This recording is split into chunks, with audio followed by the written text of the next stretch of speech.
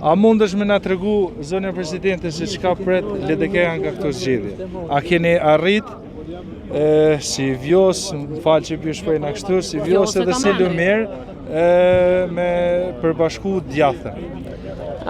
Misioni jonë shkon shumë për te i kësaj. Nuk ka të bëj me një parti, ka të bëj me bashkimin e popullit të Kosovës rreth një ideje dhe rreth vlerave që gjithmonë na kanë shqu si popull. Ne duhet ta stopojmë përqarjen, t'i bashkojmë njerëzit rreth zhvillimit, rreth përfaqësimit të denjtë të Republikës së Kosovës, rreth mbrojtjes së shtyllave të Republikës së Kosovës. Duhet bashkohemi gjithë ata njerëz që dojnë këtë vend si atlet të tyre, që dojnë me i rrit fëmijët këtu, edhe dojnë me plak e me vdek në këtë tokë.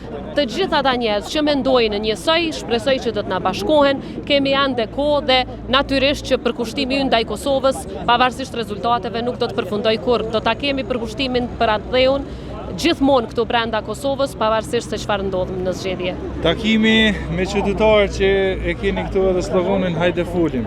Si përshini entuziazmin tek qytetarët? Është shumë mirë, siç e po atë kishte shumë pyetje, por kemi edhe aktivitete tjera sot në stok.